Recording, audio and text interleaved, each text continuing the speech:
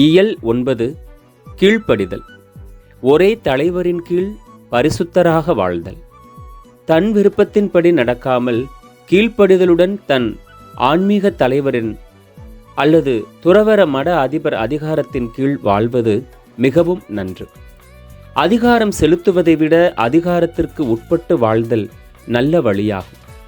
பலர் இறைப்பற்றுதலுடன் அல்ல, கட்டாயத்தினால் கீழ்ப்படுகின்றார்கள். இவர்கள் வருந்துவார்கள், ஒன்றுமில்லாத செயல்களுக்கும் முறையிடுவார்கள். அவர்கள் கடவுள் பெயரால் முழு மனதோடு கீழ்ப்படிந்தால் மட்டுமே மனச்சுதந்திரத்தை அடைவார்கள்.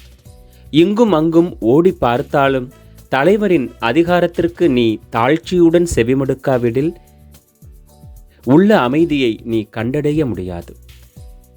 இருக்கின்ற இடம் விட்டு இடம் மாறிச் சென்றாலும் பலனில்லை. ஒவ்வொருவனும் தன் விருப்பத்தின்படி நடக்கவும் தன் விருப்பத்திற்கு ஒத்துப்போகிறவர்களுடன் சார்ந்திருக்கவும் விரும்புவான். இது இயல்பு. ஆனால் கடவுள் நம்மோடு இருந்தால் சமாதானத்தை விரும்பி அடிக்கடி நாம் நம் சுய விருப்பத்தை விட்டுவிடுவது அவசியம்.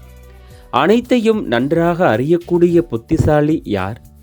எனவே உன் விருப்பத்தில் அதிக நம்பிக்கை வைக்காதே. மற்றவர்களின் விருப்பத்தையும் கேள்.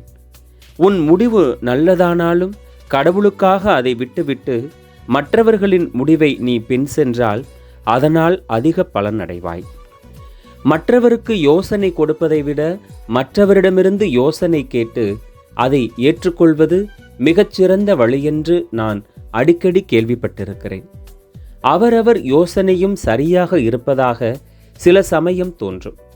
ஆனால் நியாயம் அல்லது தகுந்த காரணம் இருக்கும்போது பிறருக்கு இணங்காதிருப்பது பெருமையினுடையவும் பிடிவாதத்தினுடையவும் அடையாளமாக இருக்கிறது.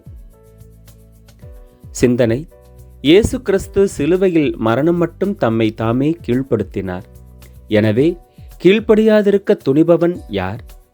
இவ்வுலகில் கீழ்ப்படிதல் இல்லாவிடில் ஒழுங்கில்லை. மனிதர் தங்களுக்குள் அமைதியாய் வாழவும் அமைதிக்கும் ஒழுங்குக்கும் அடிப்படையாக இருக்கிற இறைவனுக்கு ஊழியம் செய்யவும் கீழ்ப்படிதலே மிகவும் அவசியம். கீழ்ப்படிதலின்றி குடும்பங்கள் சிறப்படைவது எப்படி? திருச்சபை நடப்பது எப்படி? மக்கள் சபைகள் நீடிப்பது எப்படி? படைக்கப்பட்ட தூதர்களுக்கும் மனிதர்களுக்கும் கீழ்ப்படிதல் என்ற புண்ணியத்தில்தான் அனைத்து மேன்மையும் அடங்கியிருக்கிறது.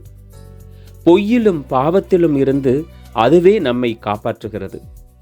அறிவில்லாதவன் மற்ற யாரும் எனக்கு எஜமான் இல்லை, நானே எனக்கு எஜமான் என்று எண்ணி நடப்பதில்தான் தவறிப்போகிறான், பாவத்தில் விழுகிறான்.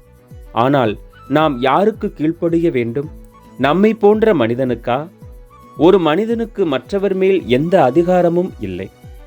பலவந்தம் செய்துதான் அவன் தன் அதிகாரத்தை காட்ட முடியும்.